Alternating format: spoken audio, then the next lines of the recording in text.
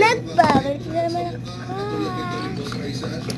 So guys, diba na isang araw, pinakita ko sa inyo yung morning routine ko. And which is, hindi ko pa napakita yung aking night routine.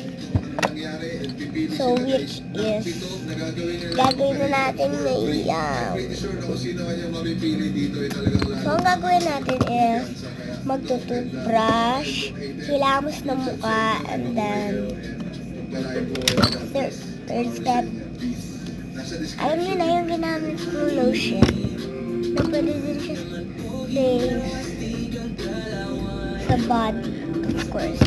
Kasi ito Cetaphil to ginagamit ko pa rin siya kasi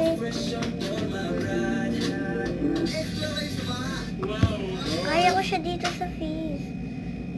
Gusto ko din siya dito sa face ko, guys. And start na tayo. So guys, skip muna tayo sa pag-brush ng teeth kasi nagkakainin na. Hilamos ko muna. So wait lang kayo, siguro gagawin ko na lang at the end, pag-toothbrush. Ayun nga pala, nagsuot na nga pala ako ng headband and yan, nagbasa na ako ng mukha niyan. Tapos kumuha na ako ng sabon, i-scrub ko na sa kamay ko para i-scrub din sa aking face. So yan, naglagay na ako ng sabon sa face ko. Yan.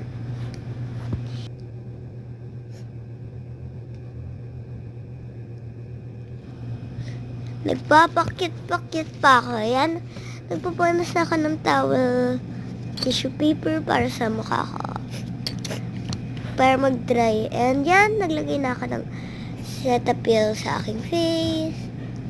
Yan, kaya parating baby face. Wait, baby face daw.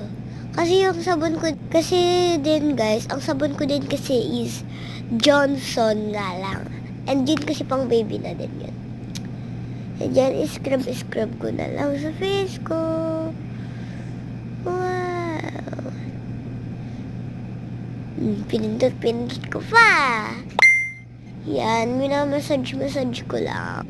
Yan, minamassage ko lang. Siguro guys, mga next time ko na lang uli gagawin yung may kompleto na, which is toothbrush, hilamos, and Cetaphil. So, nagsaklay na ako dyan ng buhok.